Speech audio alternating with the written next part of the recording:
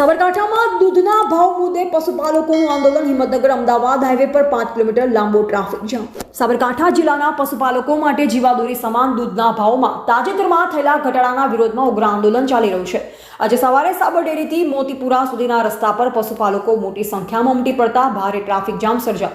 Shamlaji Ahmedabad highway પર વાહનોની 5 kilometre લાંબી કતારો જોવા મળી, જેના કારણે વાહન ચાલકો કલાકો સુધી અટવાઈ પડ્યા.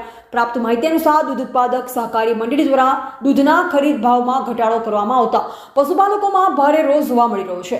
આ ઘટાડો તેમના આર્થિક સંકટમાં વધુ વધારો કરશે તેવી ભીતિ પશુપાલકો વ્યક્ત કરી રહ્યા છે. આ મુદ્દે છેલ્લા કેટલાક દિવસોથી સ્થાનિક સ્તરે વિરોધ પ્રદર્શનો ચાલી રહ્યા છે, પરંતુ આજે આ આંદોલન વધુ ઉગ્ર બન્યું હતું. મોટી સંખ્યામાં પશુપાલકો ટ્રેક્ટર અને વાહનો સાથે રસ્તા પર ઉતરી આવ્યા અને ચક્કાજામ કર્યો. હિંમતનગરનો મોતીપુરા અમદાવાદ રોડ સંપૂર્ણપણે બ્લોક થઈ ગયો. પોલીસ દ્વારા પરિસ્થિતિને કાબૂમાં લેવા અને ટ્રાફિક સામાન્ય બનાવવાના પ્રયાસો કરવામાં આવી રહ્યા છે, પરંતુ પશુપાલકો પોતાની માંગણીઓ સંતોષાય નહીં ત્યાં સુધી આંદોલન ચાલુ રાખવા કટિબદ્ધ હોવાનું જણાવી રહ્યા છે.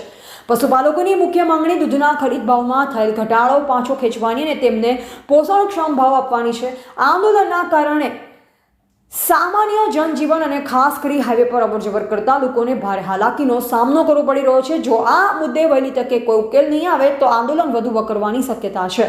એવા રાજકમલસિંહ પરમાર, ભારતીય અસ્મિતા, સાબરકાંઠા.